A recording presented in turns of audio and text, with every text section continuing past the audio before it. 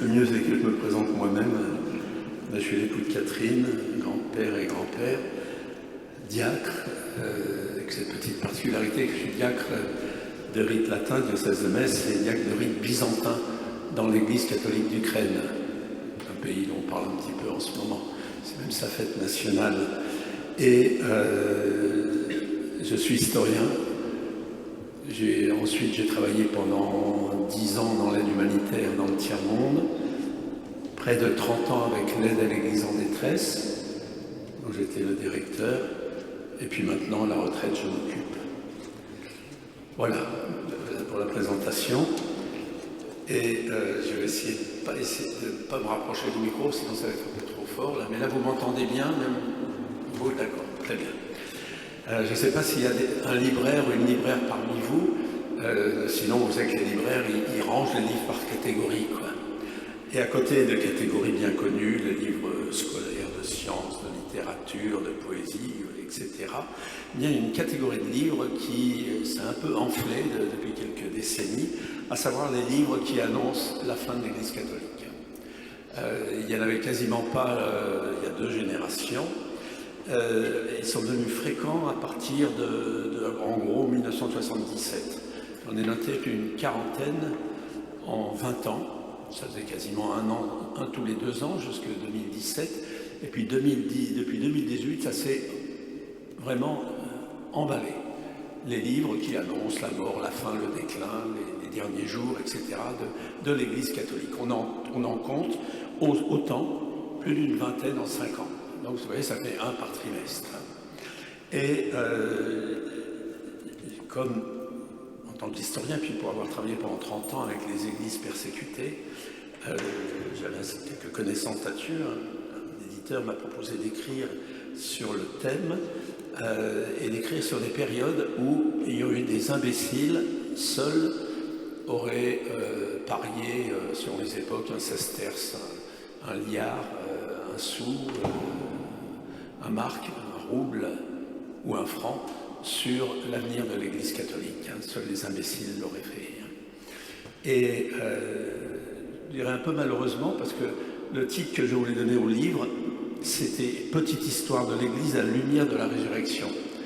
Donc ça affichait comme un peu la couleur. Je n'ai trouvé qu'un seul livre allant dans ce sens pendant les 40 années qui précédaient. Mais l'éditeur a pensé que l'Église peut-elle disparaître avec un point d'interrogation, ça serait plus vendeur. Bon, c'est son choix à lui. Moi, ça a été relativement facile. J'ai pris mes dossiers et j'en ai rouvert une dizaine. Et je vais commencer par vous raconter un petit peu, l'essentiel bien sûr par rapport au livre, de ces 10 époques où effectivement seul un imbécile aurait parié sur l'avenir de l'Église. Je profite que j'ai utilisé ce mot imbécile pour rappeler une distinction que fait Bernanos et qui nous concerne aussi ce soir. Bernanos dit sur Terre il y a des optimistes et des pessimistes. C'est 2 catégories d'imbéciles. La différence entre les deux, c'est que les optimistes sont des imbéciles heureux et les pessimistes des imbéciles malheureux. Et nous chrétiens, on n'est ni l'un ni l'autre, on espère, on est dans l'espérance. C'est-à-dire qu'on compte sur le Seigneur et non pas sur nous-mêmes. Alors, les 10 époques, la première, elle est tellement évidente que généralement on l'oublie, c'est un certain vendredi en Judée, à Jérusalem, 30 ou 33. Vous connaissez les évangiles aussi bien ou mieux que moi, donc je vais pouvoir être très bref là-dessus. C'est la première de ces époques de mort-résurrection de l'Église à la naissance. Sur la croix, l'affaire semblait quand même mal entamée, c'est le moins qu'on puisse dire. Et l'Église semblait plutôt mort-née. Son fondateur, malgré ce qu'il avait fait qui semblait prometteur le dimanche d'avant, les rameaux, eh bien, il accumulait échec sur échec à partir de son arrestation le jeudi soir. Perte de ses amis, alors même qu'il venait de leur révéler qu'ils étaient vraiment ses amis, échec de tout son enseignement, de toute son action, de tout ce qu'il avait fait de bien, échec vis-à-vis d'Israël, qui le rejette et le livre à la mort, échec de la croix. Et le pire, bien sûr, l'échec de l'abandon apparent par son père. L'Église au pied de la croix, là où elle naît, c'est qui? C'est une poignée de femmes, Marie et quelques femmes, et puis un petit jeune. Par rapport à ce que Jésus avait annoncé un peu avant, tu es pierre sur cette pierre, je bâtirai mon Église et la suite, eh bien cette Église, le reste, ils sont partis, ils se sont enfuis. Non, on peut le dire, il semble bien que l'Église était comme un enfant mort-né à ses débuts. Et puis il y a Pâques, Jésus est ressuscité, alléluia, première victoire. Deuxième époque, l'ère des persécutions. L'Église, née par la croix, a grandi par et dans la croix. Jésus l'avait d'ailleurs annoncé, et un exemple parmi bien d'autres. Voici que moi, je vous envoie comme des brebis au milieu des loups. Vous savez, le loup, il n'a pas besoin d'être méchant pour manger la brebis, ou la brebis, l'agneau, pour être mangé. Il suffit que l'un soit loup et que l'autre soit brebis, agneau. Communier aux souffrances de la passion, c'est Saint Paul qui le dit, c'est le sort ordinaire de la première Église, pendant près de 3 siècles. En notre temps, et c'est caractéristique de ce temps, il y a pas mal d'historiens qui mettent en doute la réalité qu'il y a une persécution des chrétiens. Pour eux, et j'ai lu plusieurs livres très clairs là-dessus, surtout des livres qui viennent des États-Unis, il n'y avait pas de persécution, c'était des opérations de police et de juste châtiment judiciaire contre des délinquants politiques, des atteintes aux bonnes mœurs, ou tout simplement des fous qu'il fallait faire disparaître, parce qu'ils troublaient l'ordre public.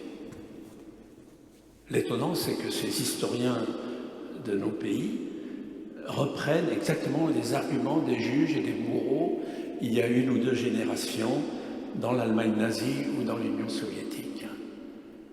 Aussi bien Hitler que Staline ont dit qu'il ne fallait pas faire des martyrs chrétiens. Et donc c'est pas comme chrétiens, mais c'est comme opposants politiques ou fous qu'on emmenait dans les hôpitaux psychiatriques des fois, que nos frères ont été persécutés ou ont donné leur vie pour Jésus. En réalité, pour revenir au monde romain, par-delà ces frontières, il y a eu aussi la persécution, Babylone, tout ça. De la mort d'Étienne à l'édit de Milan, la persécution pour la foi de Jésus-Christ était la toile de fond. Il y a eu des textes législatifs, on le voit à travers la correspondance d'empereur avec Pline le Jeune, que les juges, en principe, n'avaient pas la possibilité d'interpréter la mort comme seule sentence pour le crime de s'affirmer chrétien et refuser de se rétracter ou de sacrifier aux idoles. Bien sûr, cette loi n'a pas été appliquée partout. Il y a même eu des périodes où, en pleine persécution, il y avait certaines régions de l'Empire où les églises, on pouvait les voir, c'était des bâtiments distincts.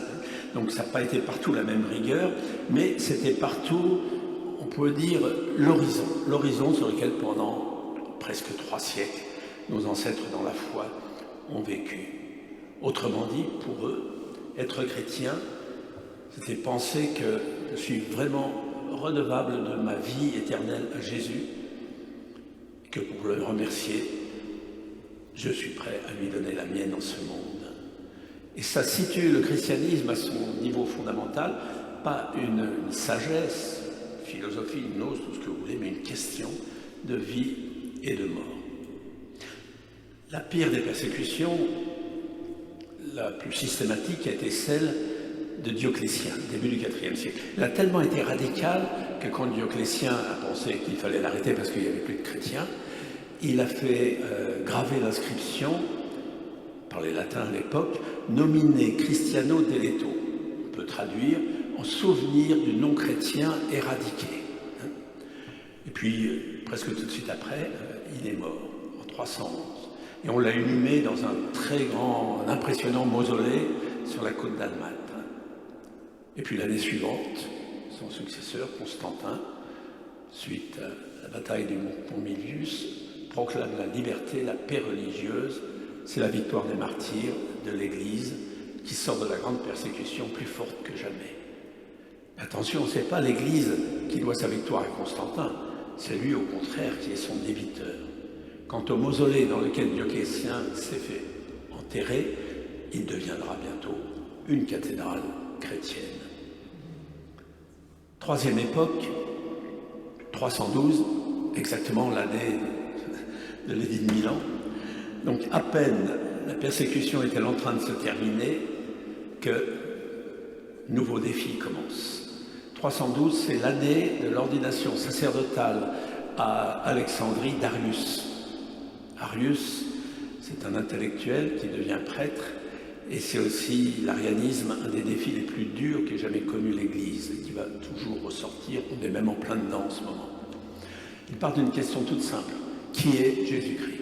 Qui est Jésus-Christ? Arius est un intellectuel, il a fait ce qu'on dit aujourd'hui des grandes études universitaires, et beaucoup de ses copains sont devenus évêques, partout à travers tout le Moyen-Orient. Et pour lui, Jésus est un homme. Jésus n'est pas le Fils de Dieu, Dieu lui-même. C'est une créature tirée du néant. Il a été adopté en quelque sorte par Dieu, mais il reste sa créature. Et donc en tant que créature, il est un modèle, il n'est pas un sauveur, il ne peut pas partager ce qu'il n'est pas, l'éternité divine en Dieu. Et c'est donc bien les racines de la foi reçues des apôtres du salut qui sont en jeu. Arius donc réussit à embrigader tous ses anciens collègues d'université qui sont devenus des évêques parfois importants. Et l'Église, tout juste libérée de sa persécution, tombe dans la division. Alors Constantin, qui était surtout un militaire, aussi un empereur, qui ne sera baptisé que sur son lit de mort d'ailleurs, Constantin veut rétablir la concorde, il veut que son empire n'ait pas d'ennui dedans, alors il convoque un concile à Nicée. La majorité des évêques qui arrivent sont pour Arius.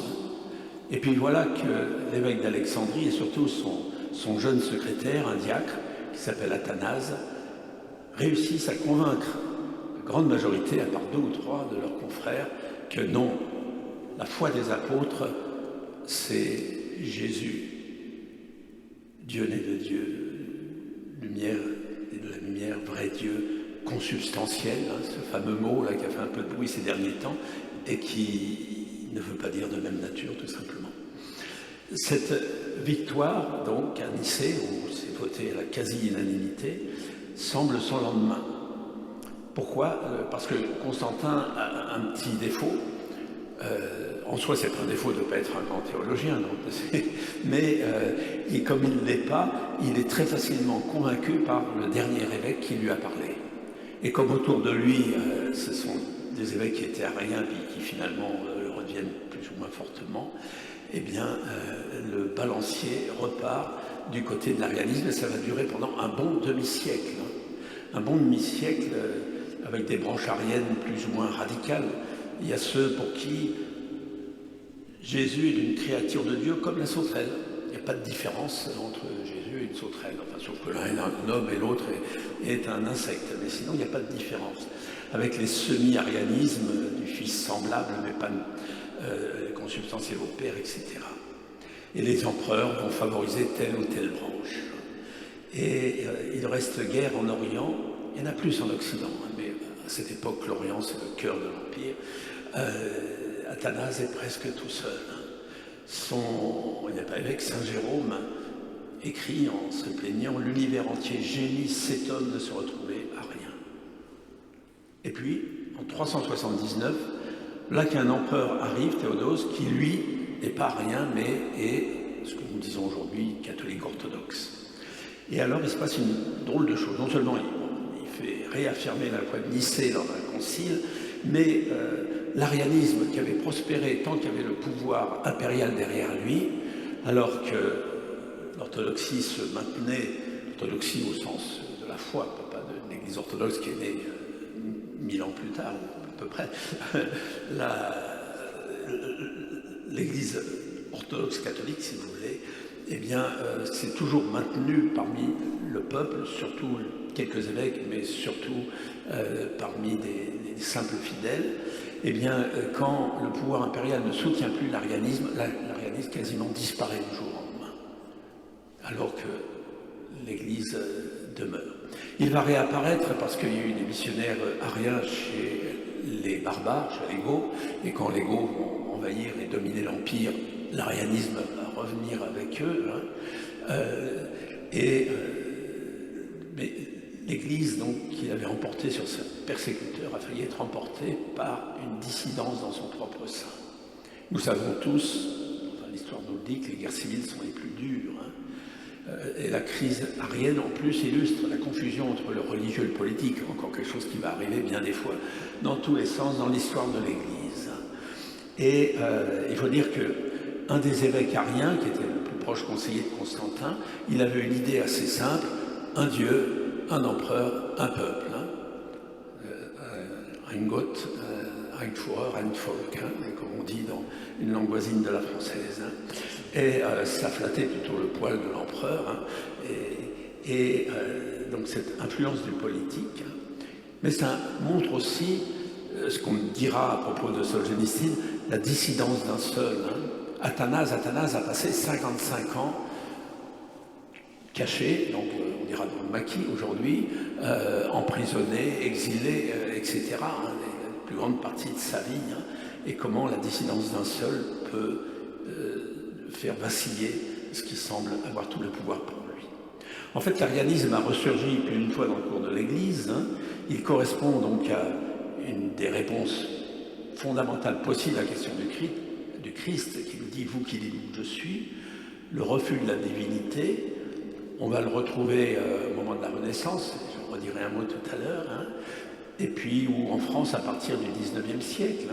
Renan écrivant « Je regrette la défaite d'Arius qui aurait pu donner au monde un christianisme susceptible de devenir rationnel, dans certaines formes du modernisme, et puis aujourd'hui, de façon diffuse, chez nombre de croyants, pour qui Jésus est tout ce qu'on veut, sauf Dieu ni de vrai Dieu », ce que nous dit le credo. Il y a aussi, bien sûr, l'Église aura à se battre contre l'hérésie inverse, à savoir que Jésus fait semblant d'être un homme, mais elle est quand même beaucoup plus rare aujourd'hui, qu'on ne reconnaît que la divinité de Jésus. Je fais un saut de quasiment 1000 ans, XIIIe siècle. XIIIe siècle, à bien des époques, mais au XIIIe siècle particulièrement, l'Église ressemble à la nôtre, disons que c'est la nôtre qui ressemble à l'Église de bien des siècles, avec des visages de sainteté, de corruption, de renouveau et de décadence. Mais comme l'Église est alors la colonne vertébrale de l'Europe, les conséquences sont très graves. Il y a des bons évêques, de bons papes, de bons prêtres, mais il y a aussi, en particulier dans le corps épiscopal, beaucoup de simonisme, c'est-à-dire qu'on achète ce charge d'évêque comme on achète autre chose. Le concubinage dans le clergé fait des ravages, et beaucoup de prêtres ils sont surtout occupés pour maintenir leur bâtard, puisque la discipline de l'Église est déjà le célibat, maintenir dans leur bâtard à leur place dans la même Église. Nombre de célébrants célèbrent en moyenne 3 ou 4 fois par an. Et le concile Latran IV devra leur rappeler qu'il faut le faire quand même un peu plus souvent. Certes, l'Église est la seule à prendre en charge les pauvres, les exclus, les malades, mais elle fait aussi beaucoup de dépenses somptuaires. Quant aux moines, les dons les ont enrichis et ça ouvre bien sûr des tentations de paresse spirituelle. Or, la soif d'une vie qui est orientée par l'Église, elle existe à cette époque comme elle a existé, comme elle existe aujourd'hui. Et en particulier chez les laïcs. Et elle est accompagnée en Italie, mais aussi en France ou ailleurs, de beaucoup de colère contre le clergé ou contre les moines. Une lame de fond secoue toute l'institution ecclésiale, portée par une question toute simple. À quoi sert l'Église si l'Évangile suffit, et qui osera dire qu'il ne suffit pas, qu'il soit complet ou qu'on n'en prenne qu'un morceau. L'Église devient tellement critiquée, et les gens s'éloignent tellement d'elle, que l'Italie est baptisée Paradisus Hereticorum, en français, le paradis des hérétiques, réputé les accueillir, les susciter, bien plus que la France. On parle de nos cathares, mais c'est de la bibine par rapport à ce qui se passe à l'époque en Italie. En France, ils n'ont jamais dépassé 5% de la population dans le sud, alors qu'en Italie, non seulement, par exemple, ils ont des diocèses dans tout le pays, mais là où réside le pape, qui à cette époque ne réside pas toujours à Rome, quand il réside à Viterbe, eh bien la commune de Viterbe élut un mercatar pour montrer montrer au pape qu'ils ne sont pas d'accord avec lui. Et dans ce contexte apparaît, dans une ville du centre de l'Italie, qui s'appelle Assise, un drôle de petit bonhomme qui s'appelle François. Et c'est pas le rabaisser que de constater que sur bien des points, c'est un vrai fils de son temps, et pas seulement parce qu'il aimait la poésie, les troubadours, mais il en incarne les tensions. C'est un laïc au départ, après il devient un diacre. Il vit, il prêche à la façon de tous les hérétiques. Il installe ses fraternités dans les faubourgs des villes plutôt qu'à la campagne comme les moines, ou à l'ombre des cathédrales comme les chanoines. Il emprunte à son temps donc la culture courtoise, le vocabulaire, les images. Il invente la lettre à tous les fidèles, ou la lettre aux puissants, au moment où naît la lettre de change, et ces lettres ne sont ni une encyclique du pape, ni un rescrit de l'empereur, mais un simple petit bonhomme qui écrit aux puissants de ce monde, ou à tous les fidèles de l'Église, des admonitions fraternelles. Saint François va réparer, c'est Jésus qui l'a lui demandé, qui lui a demandé, va réparer l'Église de son temps. Mais Saint François, il faut être clair, n'a jamais eu l'ambition de proposer un plan de réforme pour l'Église. Il n'a jamais eu l'ambition d'extirper les hérésies en train de submerger l'Italie. Il n'en dit pas un mot, tout simplement. Dans la cathare en particulier. La seule réforme qui intéresse François, c'est celle de François. Point. Et puis, comme il y en a d'autres qui viennent le voir, il ne leur a pas demandé de venir le voir, mais il y en a d'autres qui sont quelques-uns. Quand ils sont 11, il va avec eux voir le pape, qu'il reçoit en lui disant d'aller se vautrer dans une auge à cochon. Mais très vite, ils sont 100, 1000, 2000, 3000, 4000, 5000. Donc, le franciscanisme naît, la famille franciscaine. Mais tout ça, ça ne fait absolument pas partie d'un plan de réforme de François. Encore une fois, le seul qui veut le réformer, c'est lui, et puis ses frères, parce qu'il ne fait pas de différence quant aux exigences entre lui et eux. Il ne critique, ne combat pas les hérésies, pareil envers les musulmans, mais il s'efforce de vivre l'Évangile et de l'annoncer et de le faire vivre. Être vrai catholique, pour lui, c'est la seule réponse possible à ce qui n'est pas d'Église. Et petit à petit, c'est elle qui va faire la réforme dans l'Église. Vis-à-vis des prêtres, François, je l'ai écrit dans un livre, il pourrait paraître ce qu'on appelle une punaise de sacristie. Il se balade dans la campagne avec un balai. Et puis il va d'église en église, et quand il trouve que quand même l'Eucharistie n'est pas honorée parce qu'il n'y a que de la poussière des toiles d'araignée, c'est vrai que si on célèbre 3-4 fois par an, les araignées ont le temps de revenir, et puis il la nettoie pour qu'elle soit propre et digne du Seigneur. Et il choisit comme aumônier, puisque lui est diacre, les autres sont des laïcs, il choisit comme aumônier un prêtre qui avait fait des choses tellement pendables qu'on ne dit pas lesquelles, mais bref, qui était chassé par tout le monde, et il en fait son aumônier, sachant parfaitement qui il est. Et il vénère les prêtres, il demande qu'on les vénère, les bons aussi bien sûr, pas seulement ceux qui ont eu des problèmes ou qui en ont. Pourquoi ?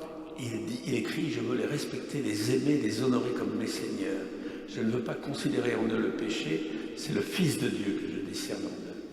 Si je fais cela, c'est parce que du très haut Fils de Dieu, je ne vois rien de sensible dans ce monde, si ce n'est son corps et son sang très saint, que les prêtres reçoivent, dont ils sont les seuls ministres. » Quand vraiment le résultat de François, c'est que les hérésies ont disparu en Italie, non pas par le fer et le sang comme les cathares en France, mais quasiment sans une goutte de sang.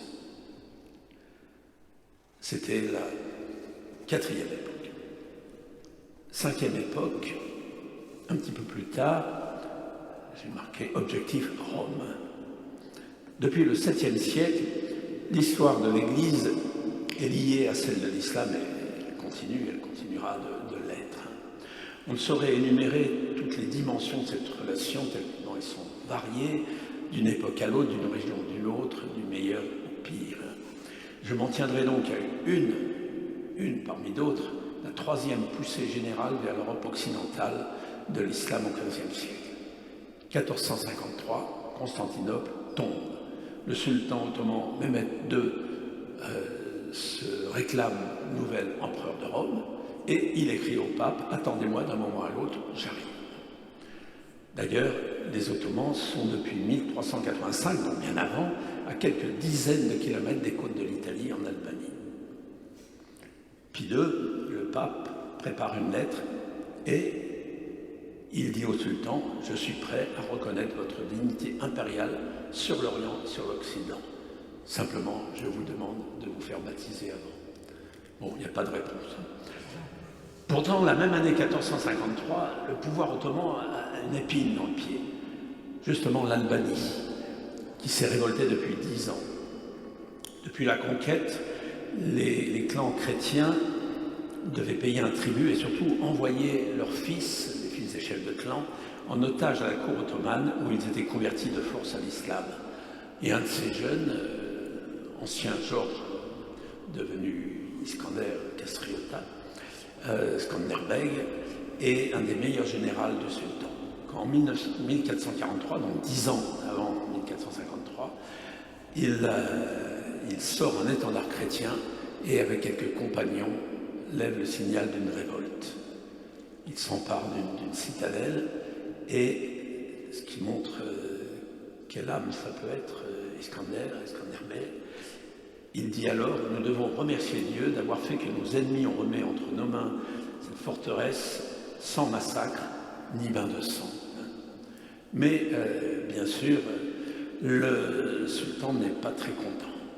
Pour mater cette révolte, qui touche à peu près 10 à 15 000 Albanais, il envoie une armée qui est 5 fois plus importante. Skanderbeg les chasse. Et pendant 5 ans, année après année, toutes les troupes du sultan se cassent la figure sur la résistance chrétienne en Albanie, et donc ne peut pas passer en Italie.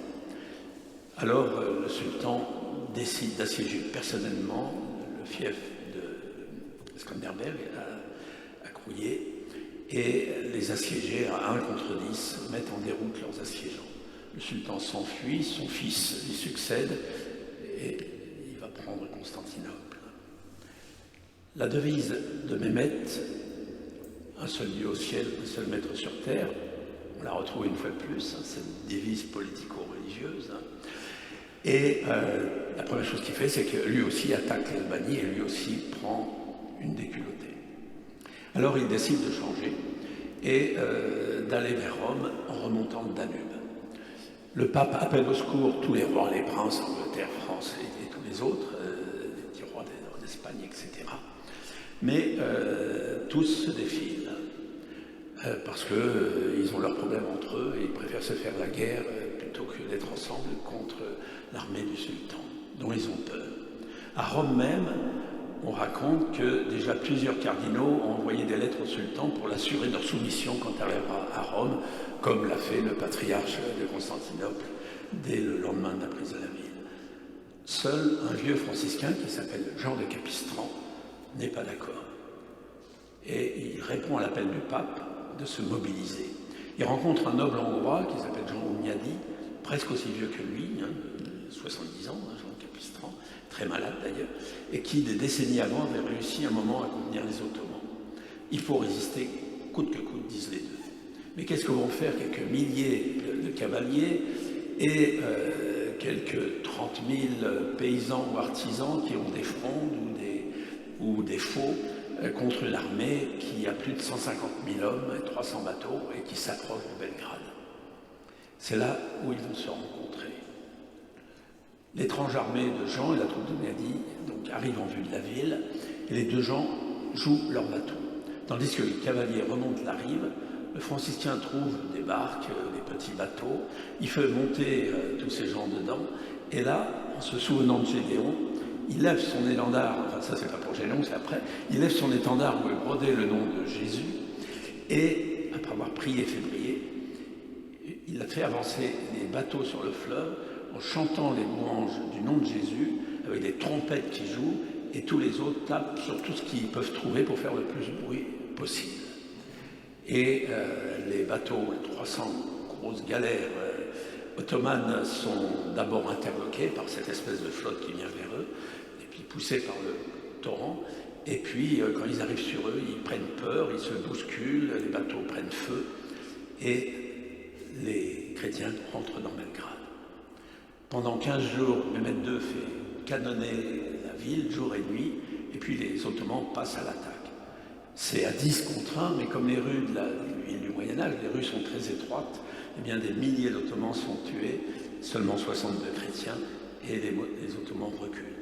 Alors Jean de Capistran, toujours armé de la seule croix, entraîne ces hommes, qui le dépassent vite d'ailleurs, parce qu'il est quasiment impotent, vers le camp du sultan en criant « Battez-vous pour notre foi en péril, ne tuez pas les Turcs, je veux leur conversion ou leur humiliation, mais je ne veux pas leur mort. » Et là, les Ottomans, ils ont, face aux gens de Jean de Capistran, ils ont des gros canons, eh bien, ils prennent peur et ils s'enfuient. Et donc, Mehmed II lui-même ne sera sauvé que parce qu'il s'enfuit lui aussi. C'est une victoire à laquelle nous devons une fête de notre liturgie. Je ne sais pas si vous le savez, la victoire de Belgrade, on connaît celle de Lépante pour liée au rosaire, mais c'est la fête de la Transfiguration, le 6 août, le pape l'érige en fête universelle de l'Église. Mehmed II est furieux, et alors il revient au premier plan. Il dit, bon, cette fois-ci, il faut que je termine avec les Albanais. Une armée de 100 000 hommes arrive, ce qu'on appelle qu'on a 10 fois moins, mais elle divise les siens en plusieurs, une dizaine, je crois, de petits groupes, donc un millier ou beaucoup plus qui se cachent un peu partout. Les Ottomans courent derrière, ceux qui connaissent l'Albanie savent que c'est beaucoup des montagnes, donc c'est pas si facile, courent derrière pour essayer de les rattraper. Pendant plusieurs mois, ça se passe comme ça, et puis discrètement, un jour, Skanderberg réunit ses 10 000 hommes et il fonce sur le camp des Ottomans, qui se sont tous regroupés aussi un peu avant. Méthode Gédéon, beaucoup de bruit, et les Ottomans s'enfuient. Il y aura encore d'autres tentatives, mais l'essentiel est fait. Skanderberg va mourir 10 ans plus tard, mais les Albanais resteront encore un peu. Mehmet essaiera encore une dernière fois, mais le cœur n'y est plus, de marcher sur Rome, à la fois par le nord et le sud. Il arrivera quasiment à Venise, mais c'est déjà trop tard. Et dans le sud à Otrante, on tuera 800 chrétiens à l'arrivée, mais quelques mois plus tard, les Ottomans reculent. Et ça sera terminé. Il y aura encore d'autres tentatives, Vienne, 1529, pardon, 1683, mais Lépante, 1570, mais l'Occident chrétien ne sera pas ottoman. Sixième époque, Pologne. Alors dans mon livre, ça s'appelle Martin et Stanisław. Martin Luther et Stanisław Hosius. Bon, Martin Luther, tout le monde sait qui c'est, donc je ne parlerai pas de l'Allemagne. La Pologne, c'est un peu moins connu, et Stanisław, ou Stanislas, si vous préférez, Hosius, encore moins. Il y a deux pays, quand Luther commence son aventure, si on peut dire, il y a deux pays où le protestantisme aurait dû l'emporter, qui sont la France et la Pologne. Pourquoi? Alors en France, c'est tout simple. Concordat. Avant même Luther, un an avant, 1516, François Ier obtient du pape tout ce que Luther et les princes allemands vont demander n'obtiendront pas et vont se révolter, donc le protestantisme, pour l'obtenir, à savoir la soumission de l'Église à l'État et le contrôle des richesses de l'Église. Ça, François Ier l'obtient en 1516. Donc à quoi bon se séparer avec le pape, puisque le pape ne peut pas dire un mot en France sans l'accord du roi. Mais en Pologne, c'est une toute autre histoire. La Pologne est déjà un pays plurinational, plurireligieux, polonais, lituaniens, allemands, baltes, ruthènes, ce qu'on appelle aujourd'hui les Ukrainiens, des catholiques, des orthodoxes, des juifs, des karaïtes, des musulmans. Et surtout un pays où les pouvoirs du souverain sont très limités par ceux de la noblesse. Les idées de Luther arrivent et, comme en France, se répandent à toute vitesse à cause de la faiblesse du haut clergé. Les évêques sont quasiment tous à la cour du roi, donc le diocèse, souvent ils n'y mettent jamais les pieds. Absence de formation du clergé, concubinage des clercs, critique sur les impôts d'église, etc. Et elle commence par une grande minorité germanique qui existe en Pologne, mais elle s'étend un peu partout, même chez les proches du roi. Et la Diète, donc le Parlement polonais, empêche toute action contre. De plus, dès 1525, le roi Ségismond admet la transformation de l'ordre teutonique qui fait pas partie de Pologne, mais qui est son vassal en duché luthérien, et donc il accepte la réforme. La Pologne glisse inexorablement vers le protestantisme. Les religieux, les prêtres sont parfois les premiers à le faire. Quant aux nobles, eh bien, ils chassent les prêtres de leurs églises qui sont sur leur terre parce qu'ils sont propriétaires des églises, les nobles, ils y installent des pasteurs. Le propre neveu du primat de Pologne devient calviniste, il joue un rôle important dans toute l'Europe. Łaski. Vers 1550, la majorité du Parlement, donc du pouvoir réel en Pologne, est gagnée à la Réforme, même si les paysans, eux, sont majoritairement restés catholiques. Et la Pologne gagne à ce moment-là le nom qu'on avait donné avant à l'Italie, le paradis des hérétiques. Une atmosphère de grande tolérance, parce qu'il y a un consensus, on ne met pas en prison, et à plus forte raison, ne tue pas quelqu'un parce qu'il croit différemment. Un nouveau roi arrive, sa femme est très proche des Ariens, qui sont aussi très présents, et lui, des protestants, donc ceux qui refusent la divinité de Jésus, et le roi il décide de faire une église nationale sur le modèle anglican de Henri VIII. Et en même temps, communion sous les deux espèces, mariage des prêtres, utilisation du polonais dans le culte, etc. Et Rome dit non, mais la majorité des évêques polonais sont d'accord. C'est alors qu'apparaît un évêque parmi d'autres, Stanislas Osius. C'est un jeune noble qui était ordonné prêtre un peu avant, proche du roi d'ailleurs, et quand le roi, par faveur, en fait un évêque, Osius décide de quitter la cour et d'aller dans son diocèse. Et là, très vite, il va, dans son diocèse qui est devenu très majoritairement protestant, quasiment tous les nobles, il va les regagner à la foi catholique par le dialogue, la discussion et aussi la sainteté de vie, parce que des prêtres le rejoignent, et puis d'autres évêques vont faire la même chose, un peu comme Saint-Charles de Borromée en Italie. Donc ça va aller très très vite. Si vite d'ailleurs qu'au bout de quelques années, le pape lui demande de venir à Rome pour faire passer aussi ses idées. Il va devenir cardinal, il va faire revenir la foi catholique l'héritier appelé à devenir l'empereur romain germanique. Et il joue un rôle très important au Concile de Trente. Et il confie largement aux religieux, surtout les jésuites, mais aussi les dominicains, les franciscains et autres, tout ce travail de reconquête. La Pologne va redevenir quasiment à 100% catholique et va gagner un nouveau surnom, plus en latin, Saint-Père Fidelis, toujours fidèle à Rome, sans quasiment une goutte de sang versée. Les seuls qui préfèrent en partir, ce sont les Ariens, parce que là, ils sont tellement loin. Mais, et puis surtout, ils ont pris le parti des Suédois qui envahissent la Pologne, mais ils sont expulsés, ils ne sont pas massacrés. Septième époque, l'Église de France dans la Révolution. L'Église de France au XVIIIe siècle, on a écrit beaucoup de choses qui sont injustes, qui disaient qu'elle était en pleine décadence. En fait, il y a beaucoup de signes de vitalité et aussi de décadence, les deux. Mais rien n'indique, en 1789, que l'Église de France, 4 ans plus tard, n'existera plus.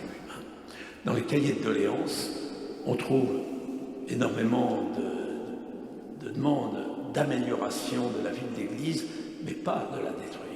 C'est le clergé qui accomplit le premier geste révolutionnaire. On a 7 ans la proposition d'un vote par tête, qui donne la majorité aux tiers-États, puis c'est le premier à se dépouiller de ses privilèges, la nuit du 4 août. En octobre, un évêque, une grande famille qui attend le poste de Reims, où est son oncle, Monseigneur de Talleyrand, propose et fait voter la nationalisation des biens de l'Église pour éviter la banqueroute. Et à part le roi, tellement personne ne proteste. C'est du côté des révolutionnaires que les choses vont se gâter. Février 90, les vœux perpétuels sont interdits, les monastères fermés. 12 juillet, le concordat est unilatéralement remplacé par une constitution civile du clergé. Désormais, les prêtres seront élus par tout le monde, catholique ou non, sous la direction bien sûr du pouvoir. Puis on demande un serment civique qui met le politique au-dessus de la religion. Seule une poignée d'évêques et tout juste la moitié des prêtres l'acceptent, souvent par peur. Et Talleyrand devient le premier évêque de cette église appelée à remplacer l'église catholique, cette église constitutionnelle coupée de Rome. Contrairement aux idées reçues, d'ailleurs, Pie VI ne condamne pas a priori la Déclaration des droits de l'homme. Il fait étudier, et on a le livre de son proche conseiller, où il dit qu'il y a de bonnes choses dedans, mais il y a un individualisme qui ignore la nature sociale de l'homme dans la Déclaration de 89. Il y a l'absence de devoir aussi, et puis l'absence de référence à Dieu comme Dieu, et la religion réduite à une simple opinion. La fuite de Louis XVI marginalise encore plus l'Église, le christianisme. Les prêtres réfractaires perdent le droit de célébrer, commencent à être regroupés, jetés en prison. La chute de la monarchie va accélérer tout ça, 1792. On réclame un nouveau serment révolutionnaire. Il y aura bientôt 30 000 ecclésiastiques en exil, et à Paris, 300 prêtres sont massacrés. Même les prêtres qui ont prêté serment à la Révolution, la Constitution, peuvent être déportés sur simple dénonciation. Et on veut les forcer à se marier. En fait, un petit pourcentage seulement l'acceptera. Et parfois, avec la gouvernante, on a des témoignages de curés de 70 ans, avec une gouvernante qui en a 10 de plus. L'héroïsme de ceux qui continuent à exercer leur sacerdoce clandestin est admirable, mais ce sont surtout les fidèles qui vont assurer la continuité de la foi et qui le payent cher. Vous êtes dans une région qui en sait quelque chose, hein, la Vendée, dont le premier génocide de l'époque moderne a aussi une dimension religieuse tout à fait évidente. La déchristianisation qui s'abat est menée, là-dessus il y a des études très précises, on pense que les déchristianisateurs, comme on dit, ceux qui sont vraiment acquis aux idées de leurs chefs, représentent moins de 0,5% de la population. Hein. Mais ça suffit pour tenir un pays.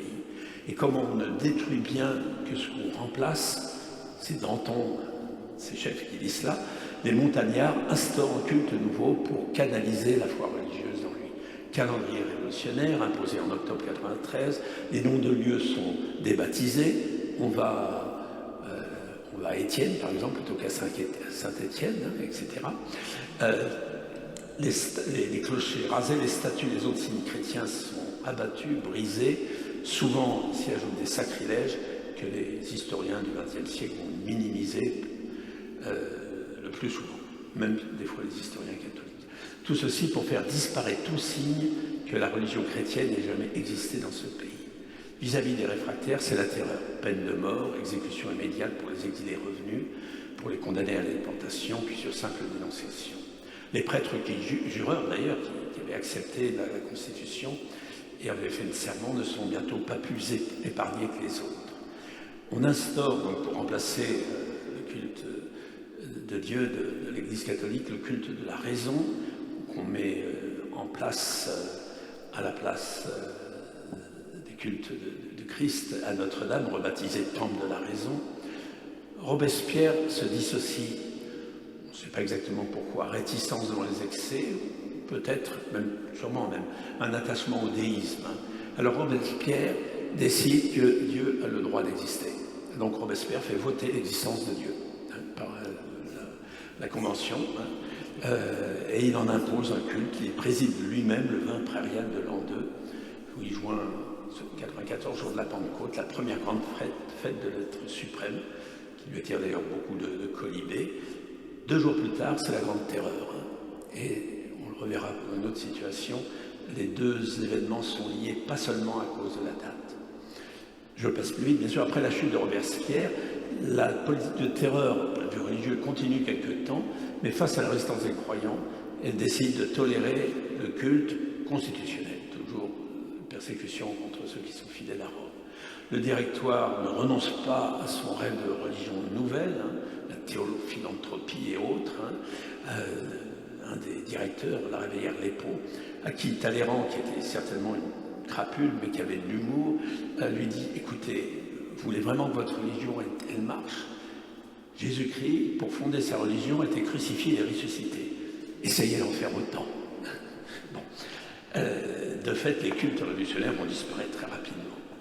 À nouveau un épisode 97 de persécution violente, d'exécution, et puis tout le monde se lasse un peu.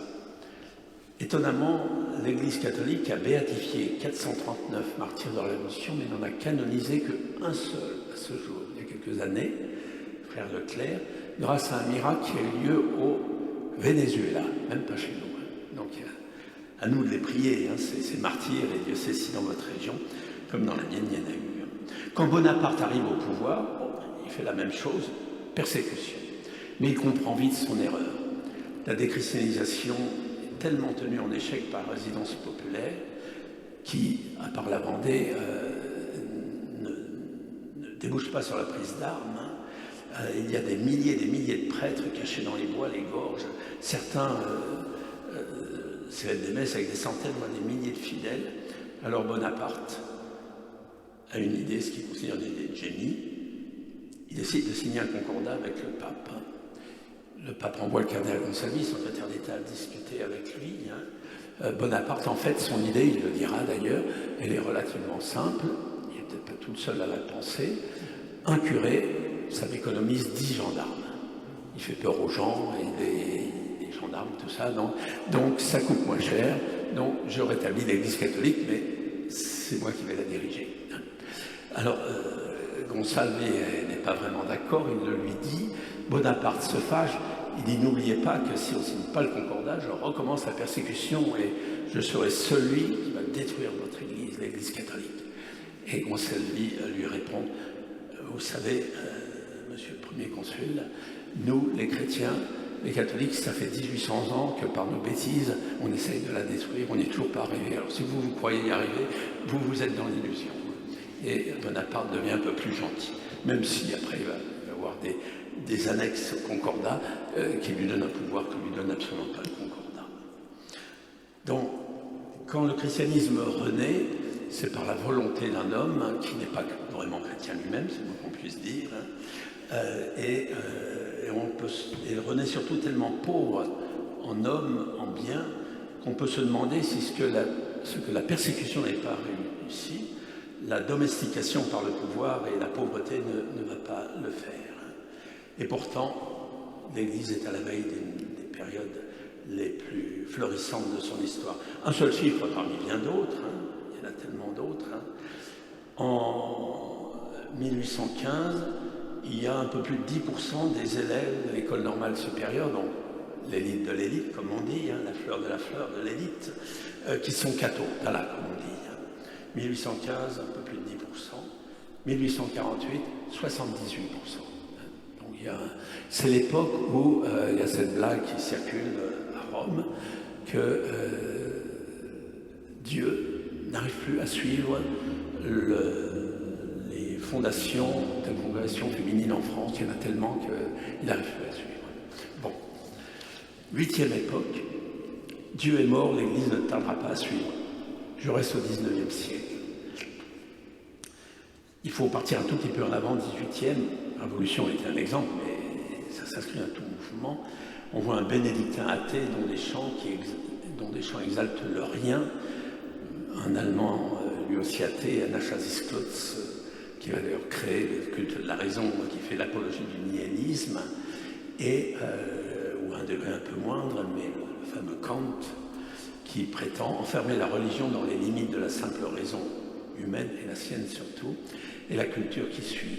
Goethe, dont le Méphistophélès s'écrit « Je suis l'esprit qui toujours nie, c'est avec justice, tout ce qui existe mérite d'être détruit. Il serait donc mieux que rien n'existât. » Toute l'Europe est touchée au point de vue politique, c'est en Russie qu'il y aura l'expression politique la plus violente, les nihilistes qui détruisent pour détruire. Dieu est l'adversaire numéro 1. Le plus simple, c'est de le déclarer mort. Et tout au long du XIXe siècle, il y a toutes les tentatives pour se persuader qu'il l'est vraiment. Dans le romantisme, c'est un style très génial. Chez Schopenhauer, c'est très pessimiste. En Italie, c'est plutôt sataniste. En Angleterre et en France, il y a un texte de Stendhal sur la mort de Dieu qui est très ironique. Heine écrit « N'entendez-vous pas les petites sonnettes qui tintinabulent ? À genoux, elle porte les derniers sacrements à Dieu qui est en train de mourir. » Ou encore Meinlander, il n'est pas connu en France, mais vous allez voir pourquoi je le cite. L'univers, il écrit, un jeune philosophe de 20 ans, l'univers est né des bavures du suicide en partie raté de Dieu. L'univers est né de cela, qui a créé une infinité de petites volontés au lieu du néant qu'aurait dû créer le suicide réussi de Dieu. Alors il faut que l'humanité se suscite tout entière pour hâter le retour au néant. Dieu alors aura enfin réussi grâce à l'homme son suicide. Il écrit 2 gros volumes là-dessus. Les premiers exemplaires arrivent chez lui, il en prend 2, il s'en fait un marchepied et il se pend à une poutre. Le fameux Nietzsche et sa mort de Dieu, c'est en fait que l'utilisation, j'allais dire presque commerciale ou publicitaire de Heine, de Mainlander, il les connaît très bien, et il s'attaque avec la même violence à Jésus. Dans la traduction française d'un des 2 livres que Nietzsche écrit juste avant de devenir, enfin il était fou bien avant, mais avant que sa folie ne se déclare publiquement, dont un s'appelle l'Antéchrist et l'autre Ecce Homo, les paroles de Pilate à la Passion, eh bien c'est tellement violent contre Jésus que dans l'édition de poche française, on a censuré purement et simplement les phrases de Nietzsche, dans lesquelles il dit « Jésus », excusez de le dire dans une église, mais il faut savoir qui est Nietzsche, sans doute le penseur le plus influent encore aujourd'hui, c'est un cas de puberté retardée, bien connu des physiologistes comme phénomène de décadence. Pour parler avec le sérieux des physiologistes, Jésus est un idiot, avec la même violence vis-à-vis de l'église de Nietzsche. Dieu est mort, l'église ne tardera pas à suivre. Il en fait une affaire personnelle, sur tous les murs, je vais écrire l'accusation éternelle contre le christianisme en lettres qui rendent la vue, même aux aveugles. L'Église est la dégénérescence de l'humanité. La maladie fait partie de son essence. C'est un pur mensonge auquel ne croient même pas les prêtres. Et alors, il faut changer d'air. Et Nietzsche crée une nouvelle ère. Le premier jour de l'an premier du salut, qui est le 30 septembre 1888, du faux calendrier chrétien, comme il écrit. Et il va jusqu'à, c'est très à la mode à l'époque, faire un darwinisme renversé. Pour lui, les chrétiens sont les produits d'une évolution régressive. Ils sont faux et dépassent de loin le singe dans la décadence. Alors, pour sauver l'humanité de cette race mauvaise, il préconise ce qu'il appelle prophylaxie pour éradiquer la maladie de la foi chrétienne. Et il est quand même plus gentil que ceux qui vont suivre. Il propose de châtrer tous les hommes chrétiens. Et pour le clergé, là, par contre, il faut créer une grande fosse et puis jeter avec des serpents dedans, et puis jeter tous les prêtres, tous les pasteurs, tous les ministres du culte dedans. Je m'étends un peu sur lui parce qu'il est vraiment le maître à penser. Vous savez, au XXe siècle, il y a eu une non-sainte trinité, Marx, Freud, Nietzsche. Bon, Marx et Freud, ils battent plutôt de l'aile, moins en France qu'ailleurs, mais quand même. Mais quant à Nietzsche, qui a été le maître à penser de gens du XXe siècle, comme Hitler, Staline et quelques autres, il est à toutes les sauces. En ce moment, le Nietzsche à la mode, c'est le Nietzsche écologiste, comme par hasard. Bon, voilà, dans le Nietzsche vert. Et ce que lui a voulu faire au niveau de la pensée, eh bien, à son époque, après la Révolution en France, le siècle précédent, eh bien, même s'ils ne le connaissent pas, parce que Nietzsche est complètement inconnu à son époque, des États le font. Bismarck, Culture Kampf, combat pour la civilisation, école catholique confisquée, séminaire sur l'élection de l'État, prêtres qui doivent prêter serment de fidélité au Reich, rupture des relations diplomatiques avec le Vatican, soutien du schisme de théologiens contre Rome, plusieurs évêques, 1800 prêtres envoyés en prison ou chassés en exil, 2 tiers des évêchés vacants. En Italie, les Savoie, qui ont pourtant donné tant de saints, eh bien, tout petit peu moins, mais quand même, persécutent l'Église, et ce qui va aboutir à ce que le pape Léon XIII, en 1888, va tester le roi des Belges pour savoir s'il peut partir en exil à Bruxelles, tellement la situation semble devenir impossible. En France, nous connaissons mieux les côtés anti-religieux de la Troisième République, dans les écoles, l'instituteur contre le curé, la science contre le scientisme, contre la foi religieuse, la culture, la lutte contre les congrégations. 1905. 1905, on a un peu oublié que c'était tellement contre la foi chrétienne, 1902-1905, que le pape de l'époque a publié 2 encycliques pour protester. Mais comme le dit un proverbe portugais, Dieu écrit droit en lettres courbes. Ce qui s'est passé ensuite n'est pas vraiment qu'est-ce qu'on voulait. Zola. L'Église a bien compris que si elle ne tue pas, eh bien, nous la tuons. Ou encore par Viviani, qui qui a été Premier ministre, qui à ce moment-là ne l'est plus, mais au gouvernement, un peu après la rupture du Concordat, en 1905, nous avons arraché les consciences à la croyance. Ensemble, d'un geste magnifique, nous avons éteint dans le ciel des étoiles qu'on ne rallumera jamais. Enfin, un dernier point sur 1905. En 1917, Lénine dit, il écrit tout ça, qu'il veut faire ce qu'on a fait en France quelques années plus tôt. Je ne dis pas ça pour dire du mal de la loi de 1905, grâce à laquelle nous avons encore, entre autres, nous avons encore un certain nombre d'églises ouvertes, mais pour dire qu'il ne faut pas non plus faire de 1905 une loi gentille de concorde entre l'Église et l'État. Pourtant, pour remonter un peu en avant, 1886, l'année où Nietzsche publie Par-delà le bien et le mal, antithèse de la Bible et du Christ, même si personne ne le lit, où la législation laïcise complètement en France, l'école publique, un tournant de civilisation a lieu. C'est l'année où Claudel s'est converti, Saint-Charles, c'est l'année de redémarrage des interrogations religieuses. Les conversions se multiplient sur le continent. En 1912, donc une génération après, un ténor de la libre pensée anti-religieuse reconnaît que nous ne soulevons plus aucun enthousiasme. Les étoiles ne se sont pas éteintes dans le ciel comme prétendait Viviani. Et l'ironie, je pense que c'est celle du bon Dieu. Viviani a son square à Paris, je ne sais pas s'il y en a qui le connaissent, eh bien, c'est un des rares squares de Paris au milieu duquel il y a une église, juste en face de Notre-Dame, la petite église Saint-Julien-de-Pauvre. Voilà. 9e époque, l'église dans l'Allemagne nazie. Il faudrait bien sûr la présenter toute l'Europe. Je dirais un mot seulement sur l'Allemagne, parce que c'est là où le nazisme a duré le plus longtemps, et son emprise. Dès 1920, Hitler met en circulation ce qu'il appelle le christianisme positif. Le Christ est un arien qui veut détruire, et Hitler et son disciple, le judaïsme, qui est fausse race élue, pour remplacer à sa place le monde.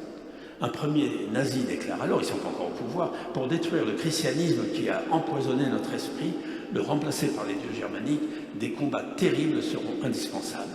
Un autre dit que si 90% de la population du pays meurt, c'est pas grave. Le cardinal de Munich condamne dès cette époque l'antisémitisme, on le surnomme alors le cardinal juif. L'archevêque de Mayence excommunie les catholiques du parti nazi, les autres évêques suivent. Ce sont les régions protestantes qui assurent le succès du parti nazi aux élections de 1933, alors que la hiérarchie catholique demande aux catholiques de ne pas voter pour Hitler. Une fois chancelier, Hitler change de ton. Il dit le christianisme, les églises sont la base inébranlable de la reconstruction de notre pays. Mais il dit en même temps aussi, on a les textes des archives, on peut combattre l'Église, on ferait seulement des martyrs, mais on peut la dessécher. Il commence par les églises protestantes, et ça va très vite. Toutes les églises sont unies dans une église protestante allemande qui s'aligne complètement sur l'idéologie raciale du nazisme, suscitant bien sûr une petite église confessante, mais très minoritaire. Mais ça ne marche pas avec l'église catholique. Alors, Hitler discute avec Rome. Alors il faut savoir qu'à cette époque, depuis Bismarck, depuis 50 ans, l'Église catholique n'a pas d'existence légale en Italie. Hitler propose de lui en donner une. Alors certainement, quand on va discuter avec le diable, il faut être très prudent, mais pendant la discussion, Hitler fait arrêter des prêtres, fermer des églises, prendre des biens d'église. Et les évêques, et pions avec eux, pensent que s'il y a une protection légale, eh bien, ils pourront mieux se défendre que dans l'existence hors de la légalité qui est celle de l'Église. Et alors, ils signent le concordat. C'est peut-être pas très connu, mais le concordat signé avec Hitler, c'est celui qui est toujours aujourd'hui en Allemagne. L'Allemagne, devenue république démocratique, l'a reconduit sans aucun changement, parce que le texte du concordat. Mais dans les jours qui suivent, Hitler promulgue des lois incompatibles pour notre foi chrétienne, stérilisation des malades mentaux, etc. Et il relance les arrestations de prêtres. L'Église proteste, mais ça a été signé. Très vite, des responsables catholiques laïcs sont assassinés par les SS et les mesures se succèdent. Chaque fois, Hitler est précis, il dit pas de martyrs, juste des criminels. En 1937, l'écrivain d'origine juive Joseph Trott qui marche à grands pas vers la foi chrétienne, écrit « On a craché sur l'étoile de David pour attaquer la croix. Ils ont commencé à cracher sur le mur des lamentations, ils disaient Saint-Pierre. » Et les évêques allemands, à la demande du pape et de son secrétaire d'État, Pacelli, préparent une encyclique ouvertement anti-nazie que le pape reprend quasiment sans un mot de changé, et en allemand, ce qui est une grande nouveauté, et qui est lu dans toutes les paroisses du pays. Hitler, furieux, interdit la diffusion, mais préfère la persécution à l'annonciation du concordat. 1 millier de prêtres et des milliers de laïcs sont arrêtés, etc., etc. Toujours contrebande de devises, conduite immorale, criminelle.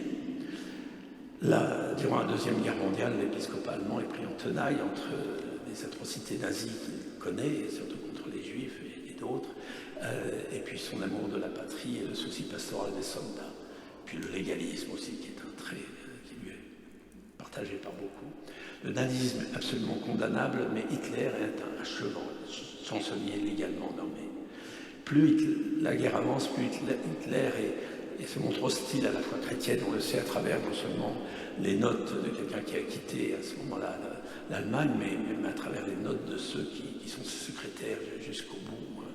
Là, il y aura, je vais dire cette phrase, « La Providence a voulu que je sois né catholique, comme ça, moi seul, je réussirai à détruire cette Église. » Mais il préfère laisser ça comme l'extermination des Slaves pour après la guerre.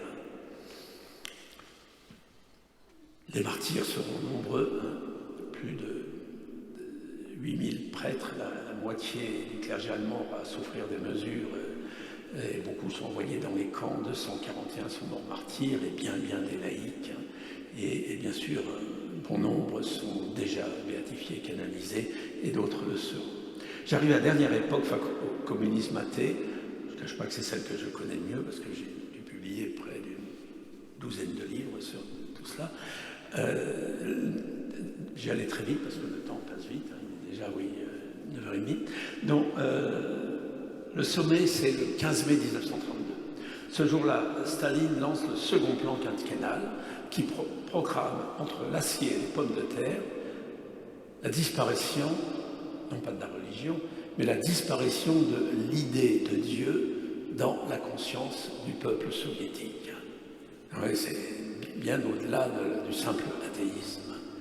Le calendrier implacable est mis pour être fait en mai 1937. C'est le même programme dans tous les pays, simplement il s'adapte à la résistance dans un pays ou dans l'autre. Toujours les mêmes ingrédients.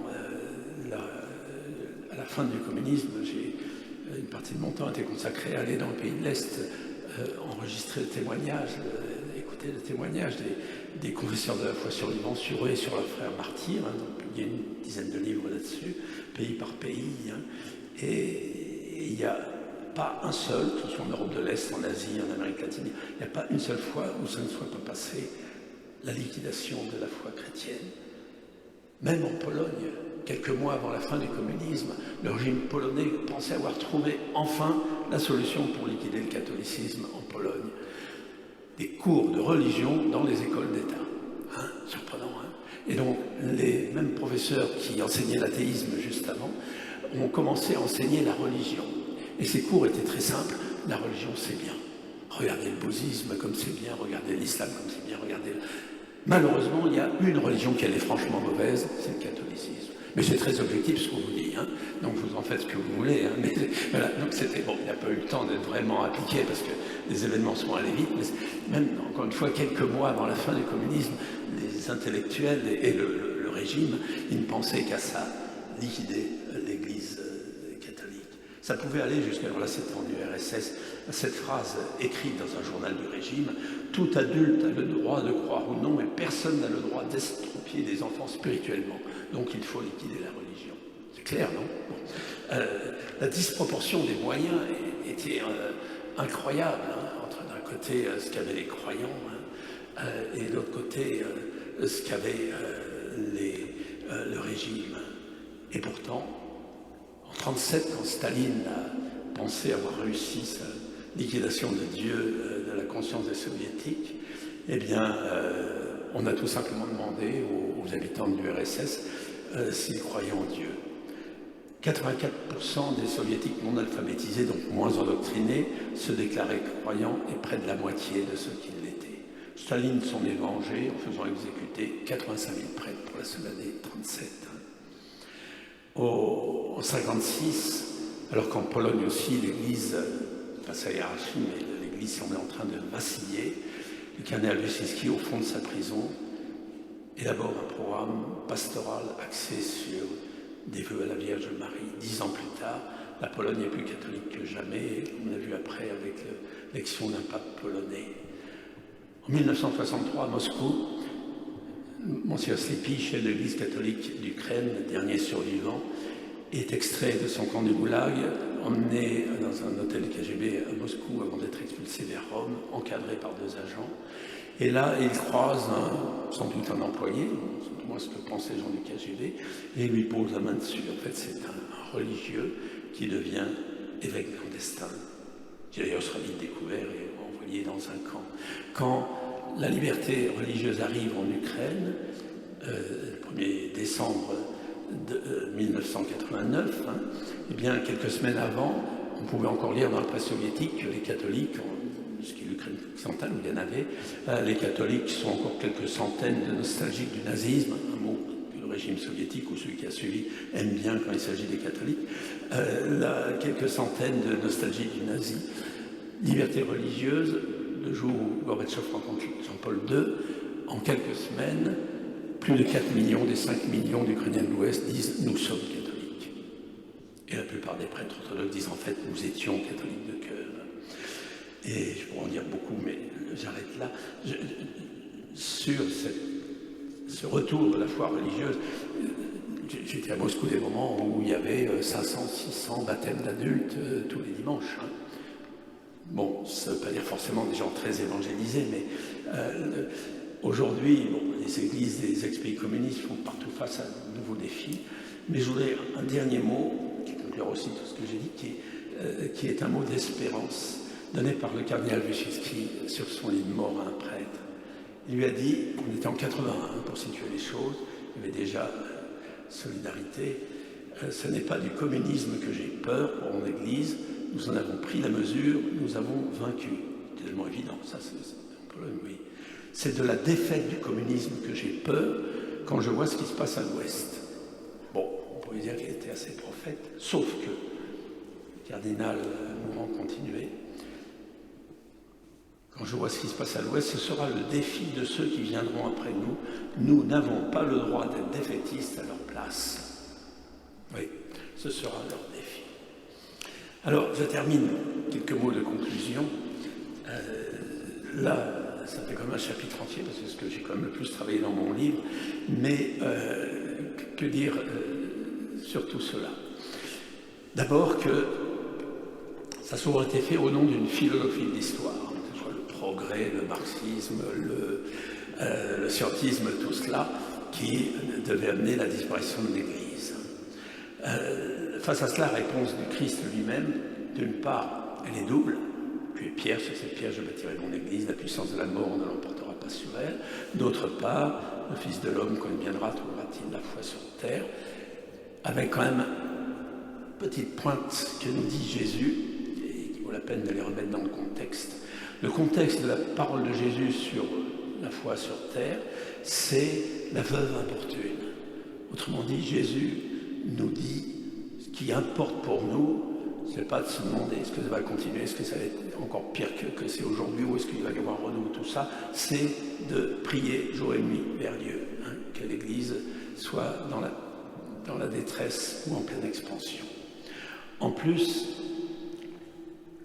la deuxième chose, c'est que l'Église a aussi une philosophie de l'histoire, comme Condorcet, comme Auguste Comte, comme le matérialisme historique, etc., la lutte des races, ou encore, et bien d'autres encore. Cette philosophie de l'histoire, elle est dans l'Évangile, ça s'appelle la parabole du bon grain et de l'ivraie, qui, contrairement à ces philosophies de l'histoire qui nous disent l'histoire c'est comme ça, la parabole du bon grain et de l'ivraie, eh bien, c'est pas du tout ce qu'elle nous dit. Elle nous dit que l'histoire, c'est complexe, c'est enchevêtré, c'est ambigu, c'est incertain, c'est ambivalent, tout ce que vous voulez. Saint Augustin n'hésitait pas à dire « Le bon grain livré sont entrelacés l'un et l'autre comme les brins d'osier avec lesquels on fait un panier. » Dans l'histoire du monde, aussi dans l'histoire de l'Église à tous les niveaux, il disait chez les laïcs, les clergés, les évêques, les gens mariés, religieuses, tout ça, il n'y a rien qui ne soit pas mêlé. Mais il ajoutait, interrogez votre conscience, si vous trouvez froment bon grain, priez pour la persévérance finale, si vous trouvez partagé, voyez vous transformer.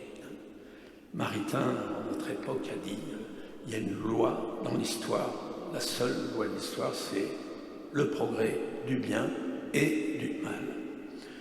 Ou Henri Néré-Marou, un anti-historien, qui dit à peu près la même chose, et vraiment, c'est une des deux paraboles, je crois qu'il y en a que deux, que Jésus commente lui-même. Il fait un sermon après, si on peut dire, pour les apôtres. Donc il vaut vraiment la peine d'être regardé de près. Et cette histoire nous dit aussi, la parabole nous dit aussi qu'il y a trois libertés. Aussi, je détaille dans le livre, mais je le dis très rapidement. Et lui, il y a la liberté du diable. C'est dans la parabole. Un ennemi, Satan, a se délivrer. Donc là-dessus, Jésus, lui, croit au diable. Et puis, la liberté du diable, la liberté de l'homme et la liberté de Dieu. Et que la liberté de Dieu, elle passe à travers la nôtre, mais en même temps, c'est lui qui a le dernier mot. Comme l'ont dit plusieurs, simplement il ne faut pas se tromper, sa victoire elle est sûre, mais elle est dans l'éternité, non pas dans le temps, mais on peut faire que le temps soit comme un reflet ou non de cette éternité bienheureuse.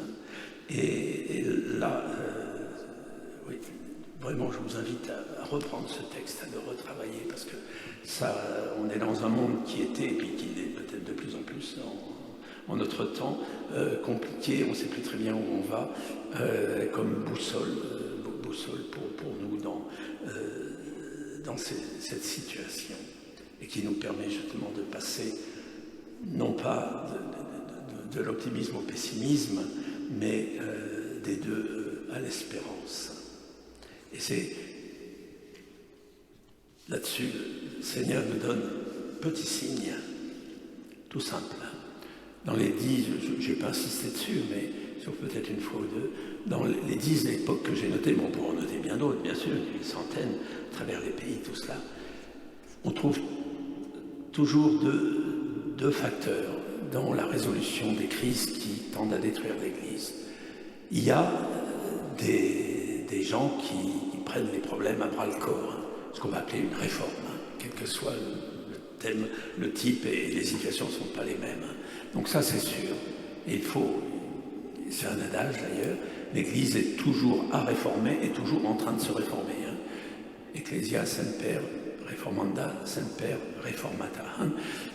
Et puis, toujours, dans tous ces 10, j'ai trouvé des saints. Toujours. Alors, les saints, ceux qui sont béatifiés, canonisés, ça se voit plus. J'ai oublié de le dire, mais Osius devrait être bientôt béatifié, là, celui dont je parlais du polonais. C'est valable pour bien d'autres. Donc, autrement dit, je l'ai dit pour François, mais je dois pu le dire pour bien d'autres, des hommes et des femmes qui ont commencé par leur propre réforme. Et qu'est-ce que la sainteté, sinon une réforme suffisamment visible pour que l'Église nous dise, celui-là, regardez un peu de ce côté-là. Voilà, c'était ma conclusion. Merci de votre attention. On va se laisser quelques minutes pour, si vous avez une question ou l'autre. Et puis, je pourrais signer des livres, c'est ça? Tout à fait. Eh bien, merci beaucoup, M. Ross.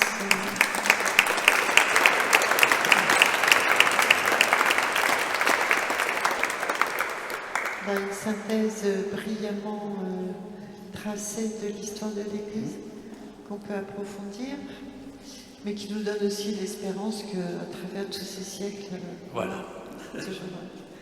Voilà, si vous avez des questions.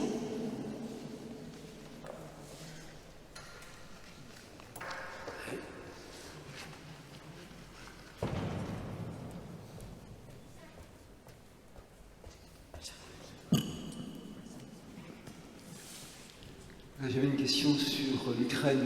Allez.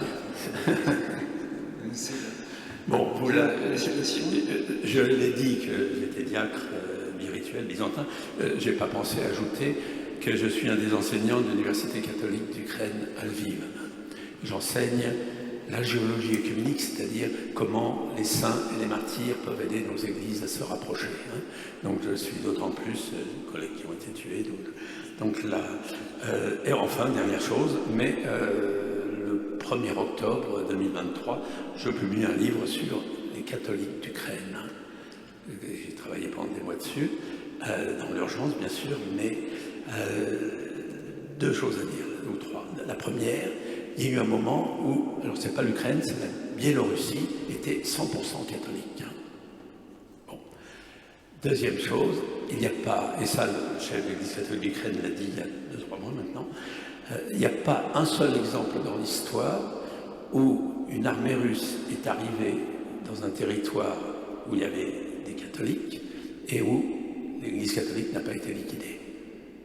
La première fois, ça commence en 1555 dans ce qui est aujourd'hui la Lituanie, et la dernière fois, eh bien, c'est après 1945 la liquidation de l'Église catholique par Staline. Il n'y a pas un seul exemple. Donc, les catholiques d'Ukraine se sentent bien sûr comme tous les Ukrainiens. Je disais qu'en Pologne, on a fait venir des psychologues ukrainiens, parce que 75% des réfugiés ont développé des problèmes psychologiques, c'est pas drôle. Bon. Donc les catholiques sont menacés en tant qu'Ukrainiens et doublement menacés en tant que catholiques. Alors en tant que catholique, l'agence de presse officielle du gouvernement russe a publié, je crois que c'était au mois de mai, ce qui adviendra de la partie catholique de l'Ukraine quand l'Ukraine sera devenue russe. C'est la seule partie qui restera indépendante, parce que les catholiques sont considérés comme irrécupérables. Mais, donc irrécupérables dans le sens où on n'arrivera jamais à en faire des Russes. Cela, il y a une raison très simple, c'est que jusque l'URSS, les catholiques de ce qui est aujourd'hui l'Ukraine n'ont jamais vécu dans la même entité politique que Moscou. Donc ces deux pays n'ont strictement rien à voir. Et donc on en fera une marche où l'armée russe sera présente et où le gouvernement de cette marche qui est donnée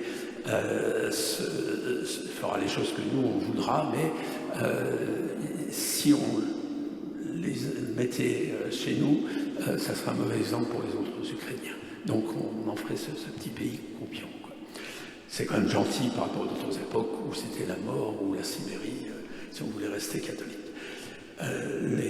Pour dire qu'un chiffre, 40% du clergé catholique qui est un clergé marié, vous savez, les gréco-catholiques comme les orthodoxes, 40% du clergé a préféré aller en Sibérie plutôt que de quitter l'Église catholique. Ça donne une idée. Et puis la dernière chose sur le pays lui-même, qui est toute simple, mais il y a quand même, Dieu merci, quelques historiens qui le savent et qui le disent, à quelques générations de distance, il y avait deux pays en Europe occidentale, ce qu'on appelle aujourd'hui l'Europe occidentale et l'Europe orientale, deux grands pays, un qui était le pays des Francs, le pays de Charlemagne, et l'autre qui était la Russe, qui n'est pas le même mot que la Russie. La Russie, c'est en Russie, il y a un O, et la Russie, il y a un O. Donc c'est pas le même mot, mais qui sont quand même très proches. Et ces deux pays ont été unis et puis se sont séparés. Les Franken, l'Empire franc, la capitale était Aix-la-Chapelle à Aachen, a donné naissance à la Francie occidentale, qui est devenue la France, la Francie médiane, qui est devenue le pays où j'habite, la Lorraine, puis après qui est devenue française, et puis, mais beaucoup plus grande, la Thuringie, et puis la Francie orientale, qui est devenue ce qu'on appelle l'Allemagne, où il y a un pays, la Franconie, qui en allemand se dit Franken, donc le même mot que pour les Français, c'est exactement le même mot. Et la Rousse, où Moscou n'existait pas d'ailleurs au moment de la Rousse, il a commencé vers la fin de la Rousse à exister, il n'y avait que des ours dans cette région, a donné naissance petit à petit à trois pays, l'Ukraine, la Biélorussie, la Russie, Et les linguistes nous disent que, sans doute, dès au Moyen-Âge, au XIe, XIIe siècle, les langues déjà n'étaient plus exactement les mêmes. Hein. Donc ça remonte à très lointain, tout ça. Hein. Bon, imaginez qu'aujourd'hui, un Français décide, mais Aix-la-Chapelle, c'est la capitale de Charlemagne, pourquoi les Allemands l'ont volé? Allez, on va les récupérer Aix-la-Chapelle, pour ne pas dire plus. Hein. Bon.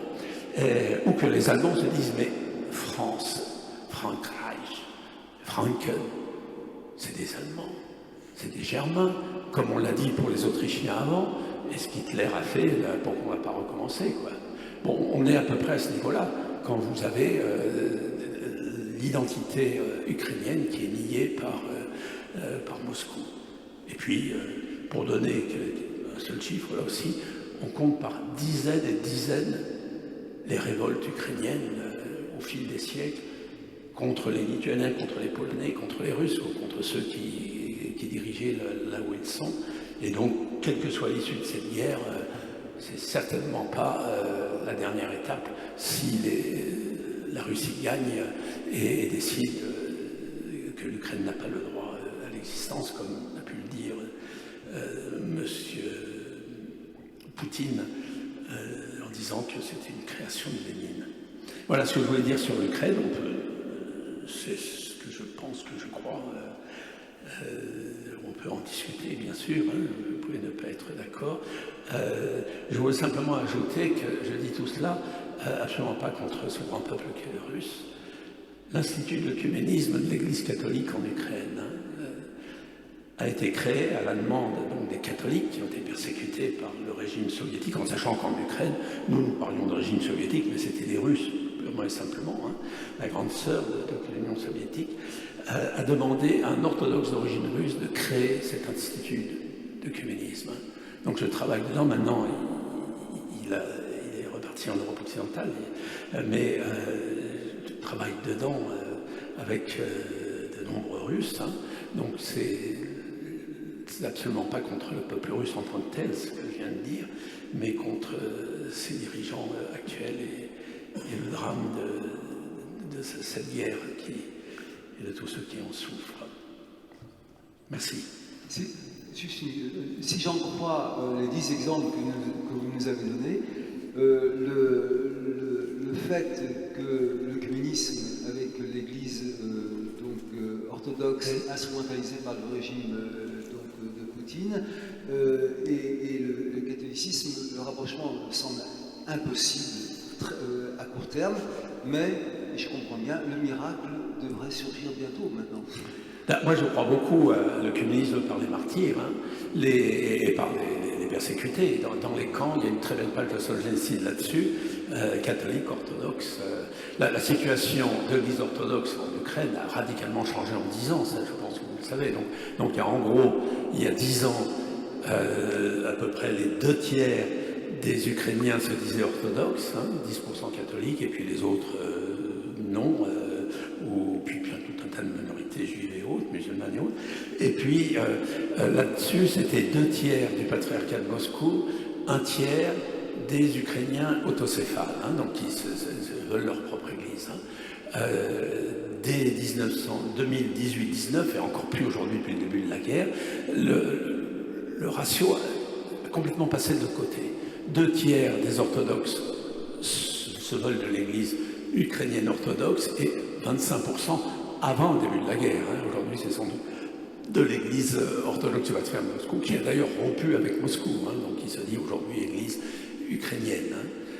Donc d'un point de vue œcuménique, nous catholiques, il faut vraiment espérer l'unité parmi les orthodoxes. Chaque fois que les églises orthodoxes se sont tapées entre elles, ça a été très mauvais pour l'œcuménisme. Pourquoi? Parce que là-dessus, il y a des vieilles blessures du passé, et chacune essaye de dire « ouais, mais nous, on a eu plus de problèmes avec les catholiques, donc on est plus orthodoxes, des choses comme ça. » Enfin, bon, c'est pas propre d'orthodoxe, hein, c'est des données humaines très élémentaires. Hein. Et donc, là, je vois notre institut d'œcuménisme, on travaille le plus possible avec tous les orthodoxes. Hein. Des fois même, enfin, je ne parle pas de la guerre maintenant, mais avant, pouvait servir un peu de lien entre différentes églises orthodoxes qui ne veulent pas se parler, mais qui acceptaient de se parler si c'était avec des catholiques. Enfin, donc là, à l'heure actuelle, l'orthodoxie est dans une situation très difficile, puisqu'il y a un schisme énorme, hein, puisque le patriarche œcuménique est excommunié par le patriarche de Moscou. C'est pas n'importe quoi, ça. C'est pas la première fois que ça se passe d'ailleurs, mais bon, c'est le dit patriarche de Moscou. Pendant 150 ans, non pas lui parce qu'il n'existait pas, mais son prédécesseur métropolite était excommunié par Constantinople. Enfin, c'est une histoire très compliquée. Le drame de l'orthodoxie, là je vais simplifier l'histoire, hein, je nuancerai beaucoup plus si on me laissait 1 heure ou 2, mais il y a ce qu'on appelle le césaropapisme, hein, c'est-à-dire le mélange entre la politique et le religieux. Hein. Il a existé du côté du politique pour domestiquer le religieux dans tous les pays d'Europe. Le gallicanisme, on est un bon exemple pour la France, hein, mais avec quand même des limites. Hein. Mais en Europe occidentale, on a eu l'exemple inverse, c'est-à-dire les papes qui prétendaient régenter au point de vue politique les rois, hein, ou l'empereur, tout ça. Hein. Mais en Orient, Byzance, c'était ma spécialité quand j'étais historien, l'histoire byzantine, Byzance, la Russie, eh bien, c'est toujours, à sens unique, toujours le pouvoir politique qui est le chef du pouvoir religieux. Hein. Le mot tsar, César Auguste, il était le chef religieux de Rome. Hein. Et l'empereur de Byzance, ou le tsar, est le 13e apôtre. Hein. Or, un apôtre, c'est au-dessus d'un évêque ou même d'un pape ou d'un patriarche, ou tout ce que vous voulez. Hein. Et la fameuse phrase de Philothée, il y a eu 3 Roms dans l'histoire. La première en Italie s'est cassé la figure, la deuxième en Istanbul, Constantinople s'est cassé la figure, la troisième c'est Moscou qui durera jusqu'à l'éternité. Donc il y a tout un tas de mélanges politico-religieux dans lesquels il y a encore beaucoup de travail à faire. Bon, étant en lien surtout avec des orthodoxes qui l'ont déjà fait pour eux et puis aussi pour le faire savoir. Donc il y a de très grands penseurs au XXe siècle et aujourd'hui encore qui montrent ce qu'est une foi religieuse, qui est vraiment s'en tenir d'abord à Dieu, à la Sainte Trinité, au Christ, et rendre à César la place qui est à César, mais c'est une place finalement quand même assez limitée, hein. Il n'y a qu'à voir ce que dit le Christ, hein. Et puis toutes ces tentations de césaropapisme qui reviennent siècle après siècle dans toutes les églises. Les Luther, on en parlerait dans les livres d'histoire d'une petite note, s'il n'y avait pas eu les princes allemands qui, 2-3 ans après qu'il ait démarré, aient décidé de prendre ses idées, de rompre avec Rome et déporter par le fer et le sang, il y a un historien protestant qui dit que Luther vieillissant, il était un espèce d'aumônier des princes allemands. Quoi. Les princes allemands, ils devenaient les chefs religieux chez eux. Donc c'est toujours le même problème. Merci. Ah, encore une question. Oui. Oui, bonsoir, excusez-moi. C'est juste une petite parenthèse que moi, je ne sais pas si après j'ai voulu réagir en fonction de ce qui m'a un petit peu choqué. C'est juste demander pardon au Seigneur par rapport aux mots que vous avez donné en exemple sur l'insulte. Voilà, par rapport à ce petit passage-là. Je ne sais pas si ça a choqué, mais voilà. Sur le petit passage que vous avez cité sur l'insulte de Jésus. Voilà, de Nietzsche. Voilà. C'était juste pour rajouter, souligner un petit Une insulte de Jésus? Non, mais que vous avez cité sur votre passage. Voilà. Je ne sais pas si quelqu'un voit chez moi, on est des fois pas meilleur maître de ce qu'on dit, mais dans une des périodes ou au tout début? En fait, ce qu'il veut dire, c'est de dire pardon sur la citation de Nietzsche. De Nietzsche. Voilà. C'est pas par rapport à votre récit. Oui, d'accord. Je vous dis, la version française, Garnier et Flammarion, achetez-les, vous ne le trouverez pas dedans. Il faut aller regarder le texte allemand pour le trouver. Mais en même temps, Nietzsche a eu une telle influence, y compris chez les chrétiens. Il y a quand même un livre qui s'appelle Le 5e Évangile, et quand vous le lisez, vous comprenez qu'il vaut quand même mieux que les 4 premiers, c'est Nietzsche comme le seul homme qui a vraiment compris qu'il était Jésus, et on appelle tous les chrétiens à suivre Nietzsche pour un nietzschéanisme chrétien et qui a existé chez les protestants, chez les catholiques, tout ça. Donc, vous avez tout à fait raison d'être choqué. Hein. Moi, je veux dire que la première fois que j'en ai parlé à la radio, je n'ai pas osé le dire. Puis la deuxième fois, j'en ai parlé un peu plus. J'ai passé 3 ans à travailler sur Nietzsche et Jésus. Je n'ai pas le livre là, ça s'appelle Nietzsche et le crucifié. Hein. Parce qu'on sait ce que Nietzsche pensait de Jésus. Hein. Toutes ses paroles et bien d'autres absolument abominables. Hein. Mais on peut se poser la question, qu'est-ce que Jésus pense de Nietzsche, hein? Et la réponse, eh bien, le pape Paul VI l'a donné le dernier jour de Vatican II, 8 décembre 1965. Un tout petit peu plus enveloppé, mais Paul VI a dit, en notre temps, notre religion de Dieu qui se fait homme s'est heurtée à une religion, car elle en est une, de l'homme qui se fait Dieu. Autre phrase de Nietzsche que j'aurais pu citer, comment un Dieu pourrait-il exister si c'est pas moi, hein? Bon, c'est relativement clair comme position, hein. Bon, on va dire à l'homme en général, mais donc cet athéisme, Paul VI plusieurs fois évoqué Nietzsche et tous ses successeurs aussi, en particulier devant ou à propos du Saint-Suaire, pour plusieurs, Paul VI ne s'est pas arrêté là. Et il a dit qu'est-ce qui s'est passé dans ce, je sais plus, il dit pas clash, il dit un mot beaucoup plus savant, mais dans ce boom entre la religion de notre Dieu qui se fait homme et celle de l'homme qui se fait Dieu. Eh bien, ça n'a pas été, c'est pas un boom.